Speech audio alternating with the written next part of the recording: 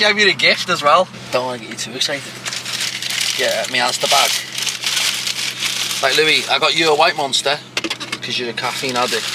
I got a gold Monster because you're a baller. Yeah, because you have to get a different Monster to the person you buy a gift for. Right, so we're going to meet Seb up his direction of the world, so we're going to head to Chester. Now, he doesn't tell me what car he's bringing that, so it's a bit of a surprise. Hopefully it's the Lamborghini. But yeah, what we're doing is we're going to Exclusive Automotive. It's a good friend of mine, Rob, got my car for me. He's been doing some great bits to it. It took us a long time, to be honest, to get it right. And yeah, we're going to go get that and hopefully have a laugh on the way. So we're giving it a go, Yeah.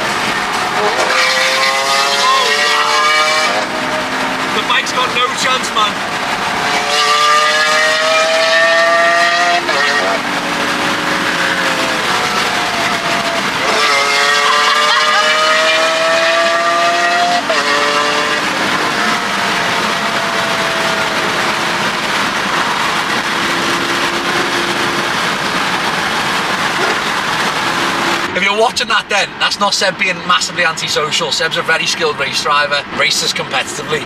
And this biker, these bikers have come past eyeing the cars up. And I love bikes. And bikers are always up for it, which is amazing. And they give him a few revs, not thinking, this rich man in a supercar is not going to do nothing.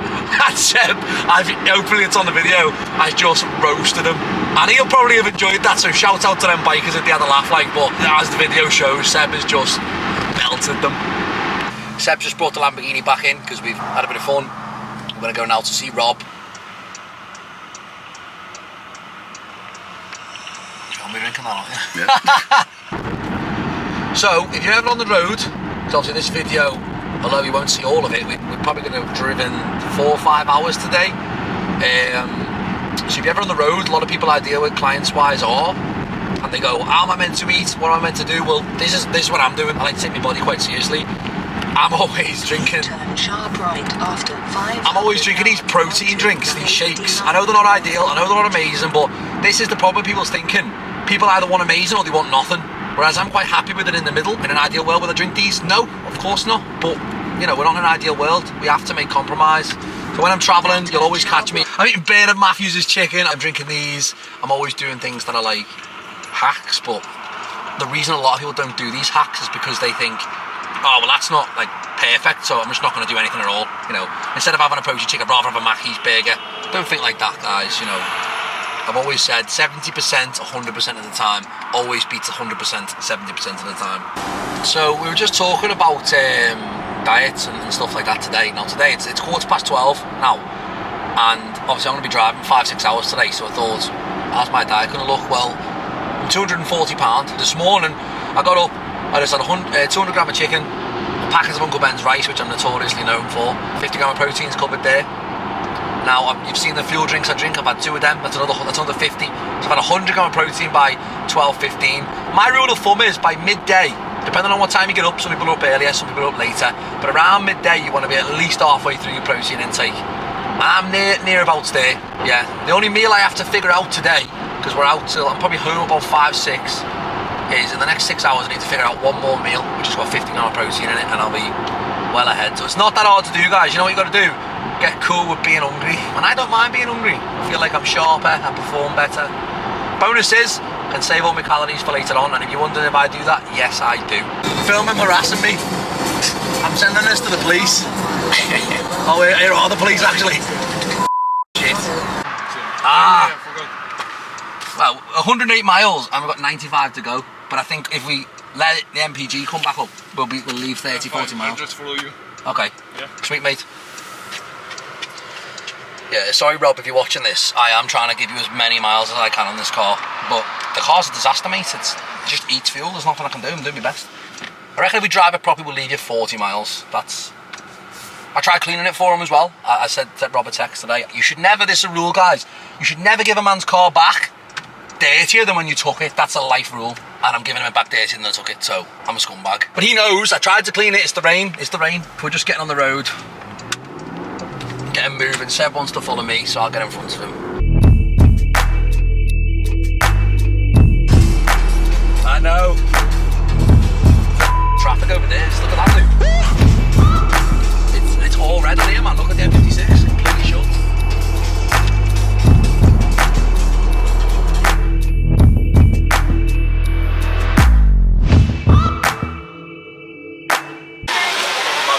I got a croissant.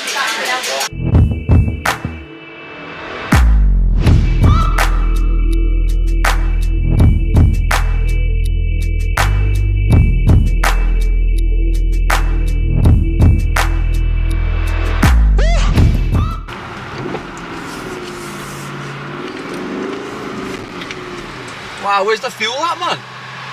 Why is it like a fucking maze in here? Biker gang, Hell's Angels, man. The Lost and the Damned Motorcycle Club. Remember that Grand Theft Auto expansion? These bikers, I like bikers. I think bikers are cool. Bikes are too dangerous though. Anyone's free to change my mind. I'm just scared of bikes. I like speed, but for me, bikes have a hard time because it's not up to... That's a cool bike, that one, to be fair. Have a look at that one. Look at the mechanism. That old boy standing next to it there. He's a GM, and he's seen some stuff, and what do you reckon his name is? It's gotta be like a Ron.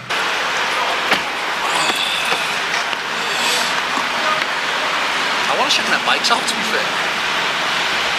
Go speak to them? You think I'd speak to bikers? Yeah. I'd be terrified. No thanks. They look like characters off a game. I'm obsessed with them. That'll be enough fuel to get it back and give Rob some fuel as well. It's not nice to give people a car with no fuel. That one there, look at that custom one. Wow. And that one, that's a badass bike, man. These are bad boys. We love bikers. Only I would arrange to collect a car and get this weather. Only me.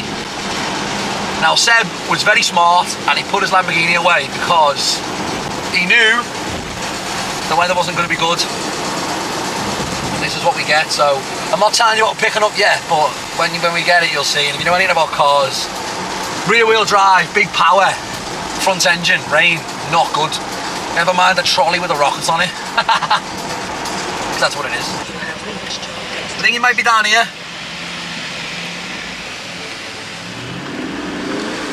Well, they got some motors here now.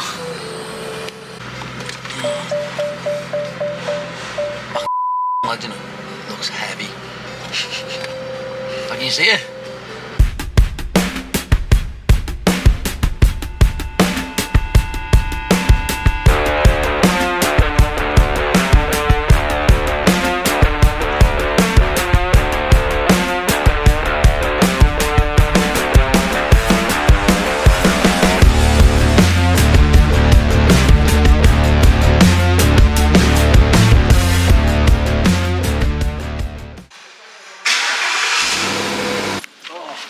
Right, enjoy. Right, see you later, mate. Don't crash it today. Wait till tomorrow, I'd say at least. I'm going to do my best. Yeah. I'm going to do my best. Good. That's what I need to hear. American as bro. Feel like we're not even a handbrake on or anything. I don't know where I'm going. Later, mate. I've not driven a Mustang before. I know I have one, but it's very me to have a Mustang and not I've ever driven one.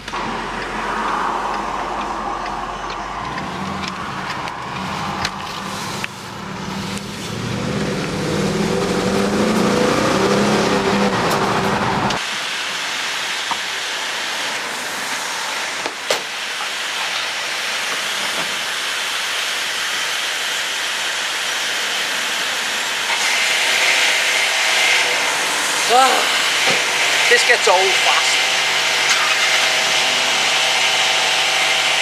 Return the car to Birkenhead, that's what we're doing. Why did I get the Mustang? Because I like V8s, I've always liked cars. And I think a Mustang for me, weirdly, it's not the best handling car, it's not the fastest car, it's not the best interior, it's just a... They made the Mustang originally in the early 60s, I think it was, maybe 50s, to be the everyday man's car, like the everyday man's sports car, and I just think that's what it is. I'm the everyday man, so it's the only way I'm going to be able to get a V8. So the chassis is compromised slightly, the suspension's compromised, they're not perfect, but the engine it's strapped to is amazing, and I think that's just what it's about. I really like it, man, yeah. Just a little cruiser. It's not that fast, the Porsche's a lot faster, I've had a lot faster, but it's more the rumble, the road presence the Mustang has. It's just an aggressive vehicle. I like it a lot. Hi guys, I'm Seb. So I'm a racing driver, currency trader. So Tyler is, well, we can say Tyler is my coach actually. So when it comes to fitness, and I'm also coaching Tyler in the business aspect of things. So we are interlinked through business and fitness.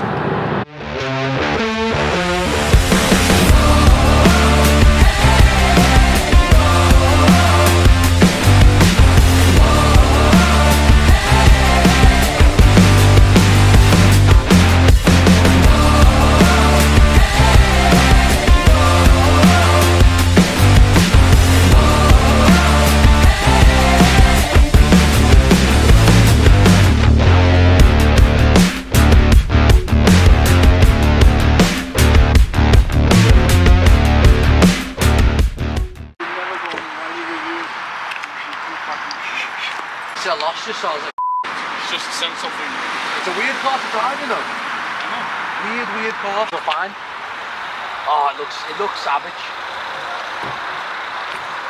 I am putting a skull on the front set, but I don't care what you're gonna do about it. I am sticking a skull here. 16-year-old. I'm sticking a skull on it, man, right there. What do you think? A black skull. Do you think it's a good idea? Seb's a bit of a mentor of mine, so I do listen to him, but on this occasion, I am not going to listen to him. There's a black skull I've got that's going on there, and we're going to do it in a minute. When Seb's not looking. This is where it's going, Seb. Oh no. This is the black one. No, we need the black one, though. Yeah?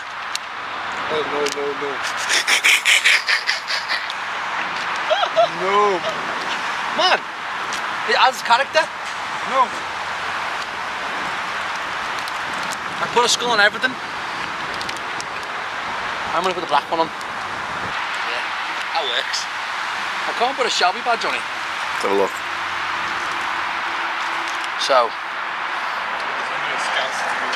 yeah. Only I would deface a vehicle like this with an £8 badge off eBay. £8 for that. Yeah.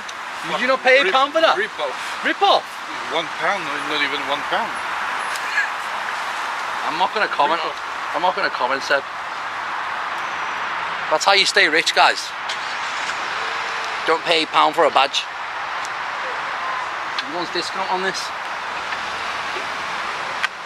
I'm doing it. Is it gonna be here at the end of the drive? Probably not. And then I'll spend another £8, Seb. It's never gonna stay there. That's staying. It's probably going to slide, go in the engine, and glue it. Hey, I'm taking it off then. if it fits through the mesh, I'm taking it off. Nah, we're good. Seb's fear mongering as usual. We're all good. Go straight into the crank. Imagine though. Blow drive shaft. That would be my look. So it's been a massively long day. We're going to do some arms as promised. I think arms are the coolest body part because they can never really be too big, and it's such a weird thing with arms, and I don't know if you guys agree, but you can literally have no muscle anywhere, and if you've got big arms, it kind of works. It's one of the few body parts where that kind of works. But I'm just going to give you a real insight into how I train, which to be honest is probably what people care more about, but it's going to be nothing exciting. I might have a mad rant or two, but I don't know, I'm just going to go train and do my thing. I've been speaking with Lewis, who's filming, and I just don't know I've never done this before, so for me, I'm just going to go and train. Because I was half tempted to have no headphones in and train and talk, but that's wrong. I want to do it how I would do it, and then you can watch and hopefully learn a few things, because over the course of 9-10 years, I think with arms, I've kind of got it down to a nice science. So hopefully I can help.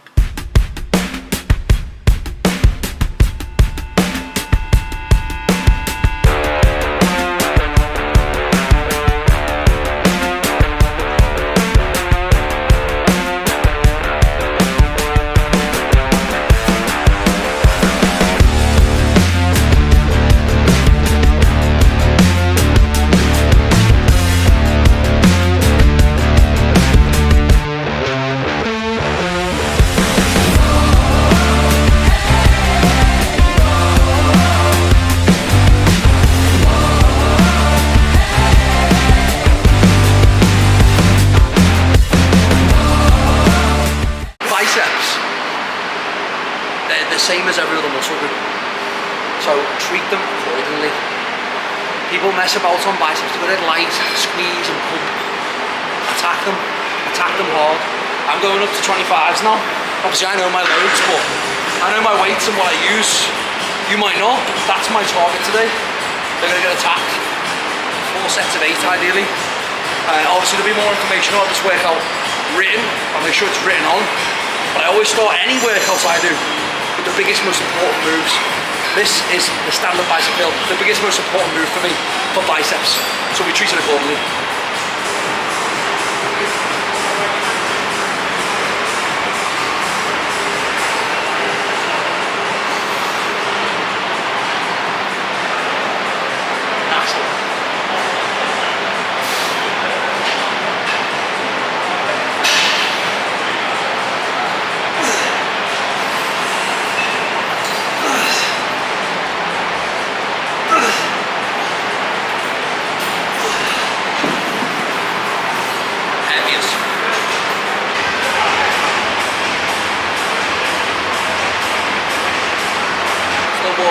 Very important to warm up, especially on triceps. Most people will moan about elbow pain and things like that because they haven't warmed up properly. Triceps take a lot of warming up. Joints are only warm because the muscle around it's warm. So I'm going to go with that elbow pain, warm up. And how do I warm up? I do the exact exercise I'm going to do for tons and tons and tons of reps. Get a big pump. Pacing with my exercise, you might notice, especially with triceps, I won't spend any time paused, so I won't spend much time at the bottom or the top. I'm trying to keep a continuous state of flow. And that's, I think and I believe it's because blood can enter a muscle through arteries because it's forced, but blood can't get out of a muscle as easy because it doesn't have a force behind it. Blood just drains back through the veins. So if you keep a consistent state of flow, it's very difficult, I think, for blood to escape. And you know, I mean, a lot of good bodybuilders do it as well. Just try and stay consistent in your flow. You'll notice if you stop at the top or the bottom, top more so, you get a little bit more energy, you can do more reps. It's because I believe that built-up effect of sustaining a set is gone. Like you'll see people on hack squat, they'll do a hack squat, they'll stop at the top, take 7 deep breaths and then go and do 6 more reps. I'm here to get on, I'm here to annihilate, and I'm here to get off. And I achieve that fastest with continuous flow. The rope is special now. I only get this out in rare circumstances. 2 ropes, tricep push down, hammer curl with the rope, back to back.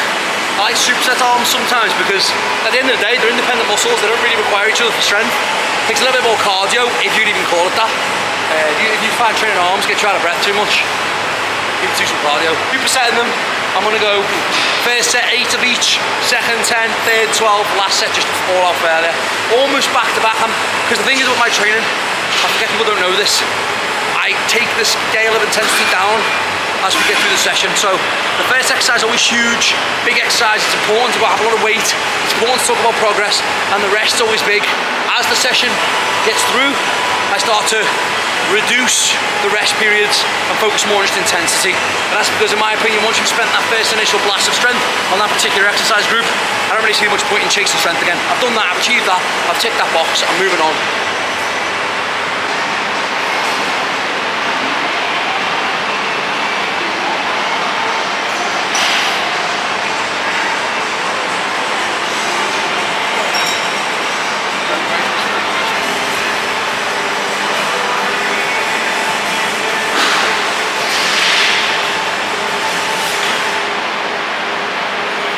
This is the start of the YouTube journey.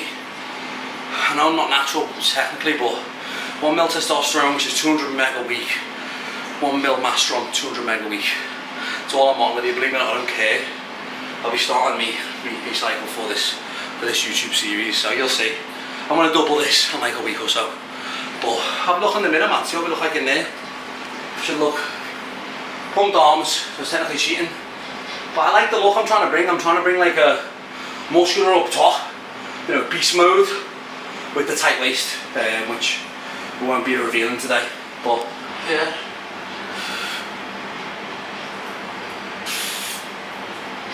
Oh yeah, I'm still fluffy, but it's just training for me at the moment, enjoying training, getting into the bodybuilding again, business, doing my job. So this is where we start. £238 now, but probably going to go down to 220, 225, and then add the real drugs in. That was the plan, cut down, just get rid of the fat because I got too big. I was 260. And then put the real drugs in, you know, quite a decent cycle, probably 600 milligram a test, 400 milligram a mass. I'd like to think 6, but I've never tried that much. And I see what happens from there. Say no to Tren. It's a comp cycle drug. Don't think it's all drugs. If this is one piece of advice you can take from this video, it's not all drugs. Training and diet, focus. Sound like some weird natural there, don't I? I take anabolic steroids, so I don't think I'm some sort of... don't think I'm on my high horse here telling people not to take drugs. I'm trying to take my top off for the transparency of the series, I really am. As anyone who knows me, knows my story, knows I get a bit weird about body dysmorphia and stuff. You can see that in other videos. So I'm trying to be transparent with the videos, but yeah, I train quite hard, I do things right. Whether I'm a freak of nature, I don't know. But I do know I started out stick thin, 9 stone, so irrelevant to what I am now. That's not the point. The point is the potential hides in the most weird places, so it's not about that. I like to say, if you want to talk about genetics, train really hard for 10 years and then come back to me and tell me you shit genetics, but only after you've done a decade in the game, because it took me 8 years to realise I'm actually any good. So don't think genetics is a oh, he started training and he's had all the reason to train and continue because of his genetics. Train hard, really hard, no matter how you started, 10 years, then come back to me. Then we'll talk about genetics. Hope you enjoyed that. We're going to be making as many as we can for you. Trying to give as many tips out as possible. It's really tough for me to film this stuff. I'm doing my best. I hope you enjoyed it. Like, comment, subscribe, share, whatever. I appreciate it. Have a good one.